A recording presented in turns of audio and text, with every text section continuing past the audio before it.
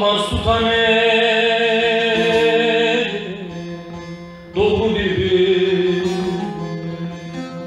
tutarız derman şah aşkı.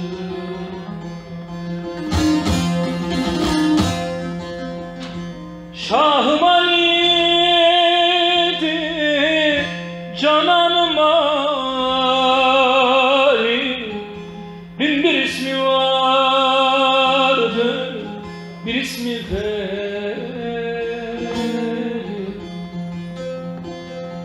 Kimi Arif gezer, kimisi deli.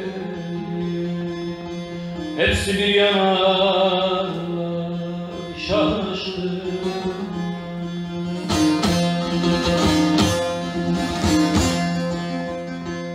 Yanmayınca yarelerim yar olmaz. Hak ehline aşk ver, yazı zor olmaz. Şah aşkına yanarlara durmaz. Yürür gider de şah aşkı.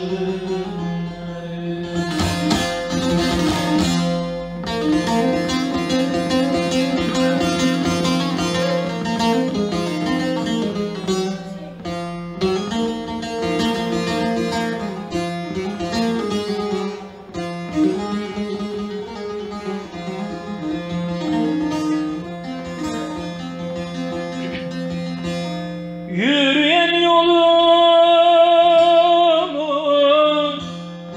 yolum Hüseyin, Kerbela'dan bize gelmiştir sen.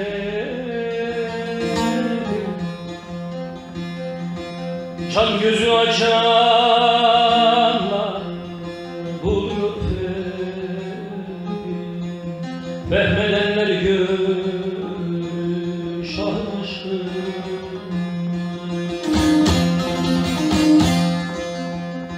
Şaha yanan cehenneme yanmadı.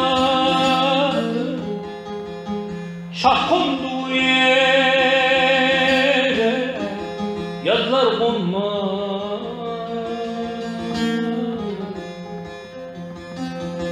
Işık ruhan ikrarından dönmez. Kâh gelir kâh gider şah aşkı.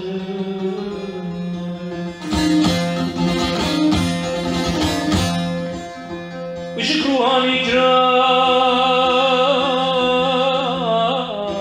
dönmez. Kâh gelir gider şah aşkı. Kâh gelir gider pir aşkı.